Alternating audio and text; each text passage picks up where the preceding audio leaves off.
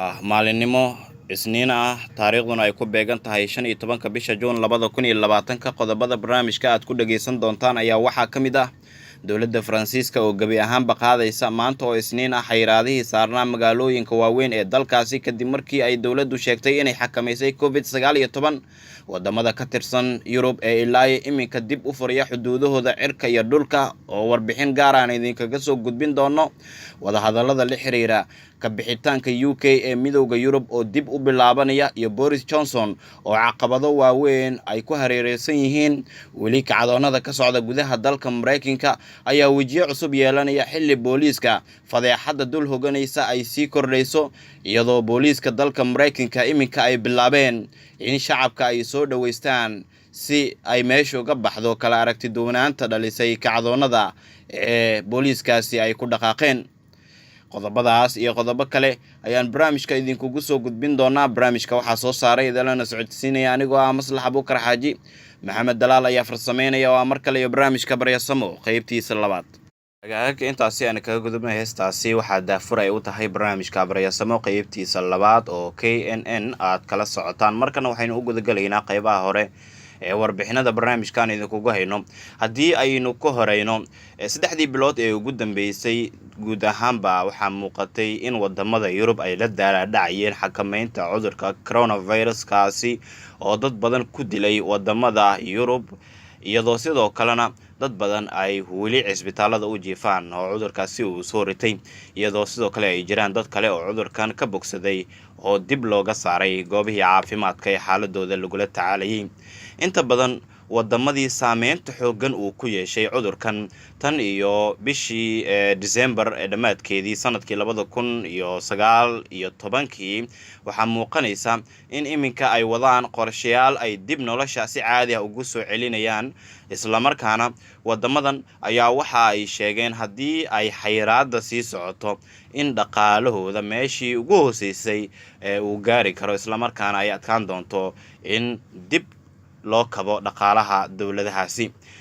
dowladaha sida gaar ahaaneed saameynta uu ugu yeeshay coronavirus waxaa ka mid ah Faransiiska oo toddobaadyo ka hor ka mid ahaa wadamada dadkooda ay ugu dhimashada badan yihiin COVID-19 isla markaana sidoo kale tirada dadka uu soo ridanayo dalkaasi aad ayay u sareysay dowladda Faransiiska iminka waxay ku dhawaaqday isniinta maanta ah wixii ka dambeeya in xayiraadihii saarnaa guud ahaanba magaalooyinka waaweyn ee dalkaasi la qaaday madaxweynaha Faransiiska Emmanuel Macron ayaa ku dhawaaqay in xayiraadihii saarnaa bilihii ugu dambeeyay dalkaasi si rasmi ah loo qaaday isniinta maanta ah wuxuuna sheegay in ganacsiyada dib loo furi karo sida goobaha lagu shaaxo maqaaxiyadaha waaweyn ee laga cunteeyo iyo guud ahaanba qaybaha kala duwan ee ganacsiga dalkiisa dadku waxay sidoo kale awoodi doonaan ayuu yiri inay booqdaan xubnaha qoysaskooda ee guryaha kale ku sugan si gaar ahaan waxa uu sheegay in cudurka COVID-19 aan si rasmi ah looga adkaan oo dib u soo laaban karo dadkana loogu baaqayo in ay taxadar gaar ah muujiyaan sida iyaga oo afxir iyo gacmagashi qaadanaya si ay markaasi uga sii qayb qaataan xakameynta dowladda sida hor u dhaca ay uga gaartay cudurkan dilaaga arrintan ayaa ku soo beegmaysa iyadoo dhowr wadan oo kale oo Yurub ka tirsan ay dib u fureen xuduudahooda cir iyo dhulba waxaana midowga Yurub iminka uu ololeynayaa sidii loo badbaadin lahaa dhaqaalaha guud ahaanba wadamada ku boobay ururkaasi khudbad uu telefishinka ka jeediyay Mr Macron wuxuu sheegay in France ay ku guuleysatay wajigii ugu horeeyay ee xakameynta cudurkan laakiin waxa uu ka digay in shacabka ay u arkaan in gabi ahaanba cudurkan laga adkaaday sida ugu dhaqsiyaha badan Brito oo isniina waxaan awood u yeelan doonaa in si caadi ah nolosha aynu ku soo celino tani waa guul u soo hoyatay guud ahaanba dowladda iyo shacabka reer France ayuu yiri maqaayadaha goobaha kale ee wax laga cuno iyo goobaha lagu shaaxawa si rasmi ah ayaa irdaha loogu furi doonaa tani ma ahan cabsi gaar ah inaan ka qabno cudurkan in uu soo laabto laakiin waxaan doonaynaa in dhaqaalaha dalkeena aynu badbaadino ayuu yiri Mr Macron wuxuu xaqiijiyay in laga bilaabo isniinta ay markaasi shacabka reer France u dhaqmi doonaan sidii ay u dhaqmayeen bilakor wuxuu kaloo sheegay in iskuullada dib loo furi doono 22 Juun marka laga reebo dugsiyada sare oo uu sheegay in dib dawladda ay ka soo sheegi doonto xilliyada la furayo laakiin dugsiyada la furayo waa dugsiyada hoose dhexe oo kaliya. haddaba midowga Yurub ayaa waxa uu dhiirigelinayaa dhammaan xayiraadaha dhinaca xuduudda ciray dhulba saaran wadamada ku boobay ururkaasi in ay fududeeyaan isla markaana waxaa iminka soo baxaysa in wadamo badan ay tallaabadaasi ku dhaqaaqi doonaan maalmahan soo aadan. Belgiumka, Croatia, Switzerland iyo Jarmalka ayaa si buuxda u furaya xuduudahooda maalinta Isniinta iyadoo booliiska markaasi ay u diyaar garoobayaan in dadka si dhow ay ugu dhiirigeliyaan in ay weli sii xambaarsanaadaan fariimaha caafimaadka ee la xiriira in qofka afxir iyo gacmogashi uu qaato isla markaana lagu qasbi doono qof walba oo gurigiisa ka soo baxaya in uu soo qaato alaabtaasi oo muhiimad gaar ah u leh xakameynta cudurkan. Czech Republic waxay ogolaatay in socdaal aan xadidnayn ay dadkeeda ku sameyn karaan guud ahaanba wadamada ku boobay midowga Yurub waxaana sidoo kale si gaar ahaaneed hoggaanka sare ee dawladdaasi ay markaasi u ogolaatay shacabkeeda 26 dawladood in ay ku tagi karaan socdaalo waxaana ugu horeeya Belgium, Portugal, Sweden iyo UK. sidoo kale Greega ayaa waxa uu dib u furay xuduudaha waxayna u ogolaanaysaa dadka safarka ah ka imaanaya Australia, New Zealand, Japan, South Korea in iyaguna ay gudaha dalkaasi arrimo ganacsi, arrimo caafimaad, booqasho iyo danahooda gaarka ay ku tagi karaan. Arrintan waxa dad badan ay u arkaan inay tahay tallaabo wanaagsan oo nolosha dunida wax badan looga bedelayo. 6 bilood ugu horeysay oo bisha 6 iminka aynu ku jirno waxa muuqanaysa in dunida wajigii lagu yaqiinay nolosha waji ka duwan ay gashay waxaana inta badan xayiraado ay saarnaayeen magaalooyin waaweyn oo dunida ganacsiga dunida hormuud u ahaa. sidoo kale waxaa jirtay in wadamada dunida xuduudaha ay kala xirteen iyadoo la doonayo in la xakameeyo cudurka laakiin dhinaca Afrika markaynu u nimaano Afrika weli ma jirto saansaan ballaaran oo dib loogu soo celinayo nolosha caadiga. WHO na hore ayayba u soo saartay warbixin ay walaac uga muujinaysay in wadamada Afrika dad badan cudurkan uu ku dili karo maxaa yeelay ayaa lagu yiri warbixintii hore looga soo saaray hay'adda Jumciyadda Qurumaha ka dhaxaysa u qaabilsan arrimaha caafimaadka WHO iyadoo wadamadan aysan dhaqaale wanaagsan haysan isla markaana dadka intooda badan aysan u hoggaansami karin sharciga karantiilka ama xakameynta maadaama ay yihiin dad nolol maalmeedkooda intooda badan iyaga soo dhacsada oo aan lacago kaalmo ah ka helin dawladaha.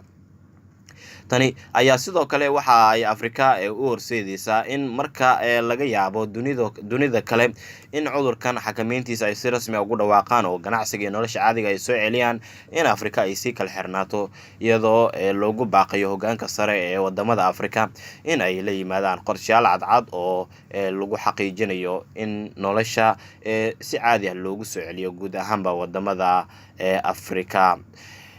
isla wararka ku saabsan wadamada xayiraadaha bilihii ugu dambeeyay saarnaa hoos u dhigaya ayaynu ku guda jirnay. dawladda Spain ayaa ka mid ah dawladaha marka loo eego Yurub sida gaar ahaaneed u doonaya in xayiraadaha hoos ay u dhigto isla markaana ganacsiga iyo waliba goobaha waxbarashada si caadi ah u soo celiso iyadoo marka loo eego inta badan dawladaha Yurub ilaa iminka aysan si rasmi ah ugu dhawaaqin duulimaadyada iyo waxa uga dhigan inkastoo horey loo balan qaaday dhamaadka bisha June iyo bishan soo aadanba in duulimaadyada ay bilaaban doonaan haddana dawladaha ilaa iminka xuduudahooda sheegay inay furan yihiin si rasmi ah uma aysan sheegin inay wax iska bedeleen duulimaadyada iyo in kale. Spain iyo sida ay wax uga qorayaan wakaaladaha wararka waxa si dhow ula socda Abshir Cabdi Jaamac oo tabinta barnaamijka igala qayb galaya. dowladda dalka Spain ayaa waxa ay sheegtay in ay furayso dhammaan xuduudaheeda. dowladda dalka Spain ayaa waxa ay shaaca ka qaaday inay furayso dhammaan xuduudaheeda wixii loo gaaro 22 bishan June ee aynu ku wada jirno. dowladdan ayaa waxa ay sheegtay in ay bilaaban doonaan dhammaan isu socodka xuduudaha ay la wadaagaan wadamada midowga Yurub waase ay sheegtay wasaaradda u qaabilsan socdaalka ee dalka Spain. Dhammaan dadka ka imaanaya wadamada Yurub ee doonaya inay soo gaaraan dalka Spain way u furan tahay wixii loo gaaro 21 bisha June ayaan ku guda jirno, sida ayuu sheegay wasiirka socdaalka ee dalka Spain oo warbaahinta kula hadlayay caasimadda dalka Spain ee Madrid. Dalka Spain ayaa waxa uu sheegay in uu tallaabadan qaaday kadib markii ay hoos u dhacday kiisaska xanuunka dunida aafeeyay ee COVID-19. waxa ayna intaasi ku dartay in hadda ay dadka ka soo gudbaya xuduudaheeda ay shuruudo dheeraada mari doonaan, kuwaas soo sheegtay inay lagu samayn doono baaritaan dheeraada oo xuduudaha wadankaasi uu la wadaago wadamada Yurub la geeyay qalabka shaybaarka ee wax lagu baaro cudurka coronavirus. wasaaraddan ayaa waxa ay intaasi ku dartay in wadanka Spain uu iga gol leedahay inaysan dumin dhaqaalaha wadankaasi Spain iyo waliba oo saameyn xooggan ku yeeshay cudurka coronavirus.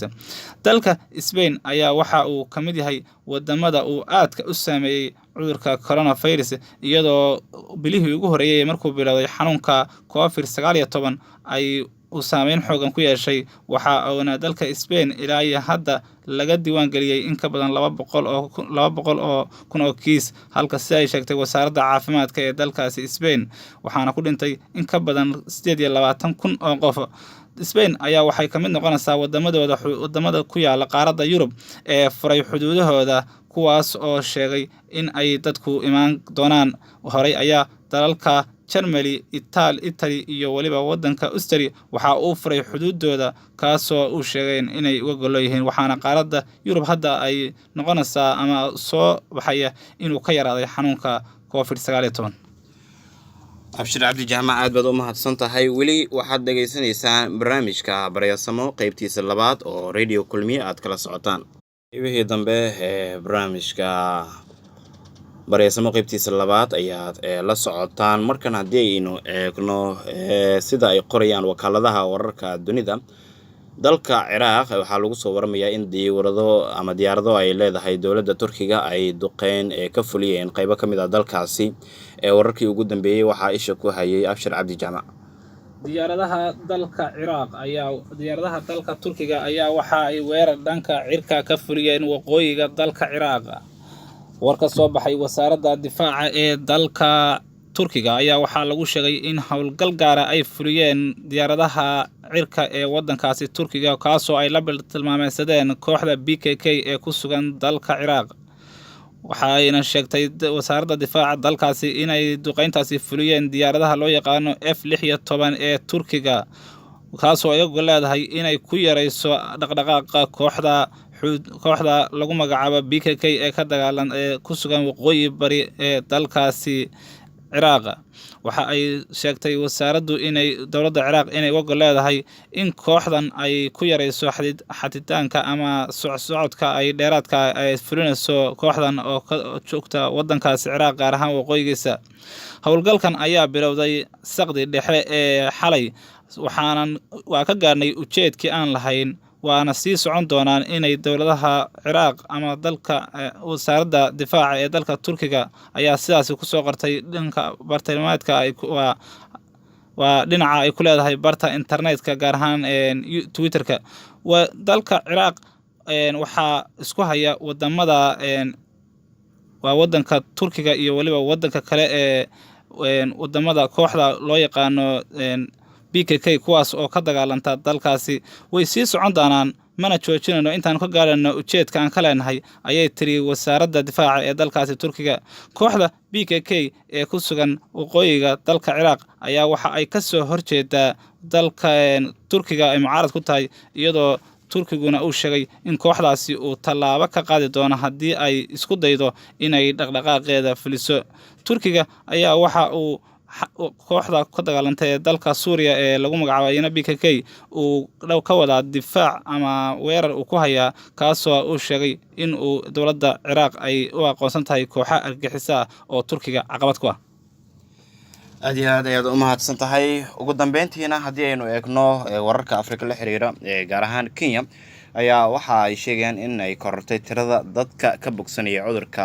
coronavirus, iyadoo Kenya ay ka mid tahay dowladaha dadkeeda saameynta xoogan uu ku yeeshay cudurkan. haddii aynu eegno tirooyinkii ugu dambeeyay ee guud ahaanba ay diiwaan geliyeen waxaa caafimaadka dalkaasi tirada dadka uu soo ritay waa 3,594 qofood, tirada bogsatayna waa 1,221 qofood, halka tirada dhimashada ay tahay 100 qofood oo keliya gudaha dalkaasi. adduunka oo idil 7.9 milyan ayaa cudurkan iminka isbitaalada u jiifa uu soo ritay. dadka markaas uu bogsanayna tiradoodu waa ay sii kordhaysaa oo waxa ay maraysaa tiro 4 milyan halka 432 kunna ay u geeriyoodeen cudurkan. guud ahaan intaas waxa inooga idil barnaamijka Baryasamo qaybtiisa labaad. anigoo maslaxa ayaa soo saaray idalan socodsiinaya. Abshir Cabdi Jaamac ayaa tabinta barnaamijka gala qayb galay. Maxamed Dalaal waa uu farsameynayay. intaynu dib ugu kulmi doono barnaamijkan kan xiga subax wanaagsan.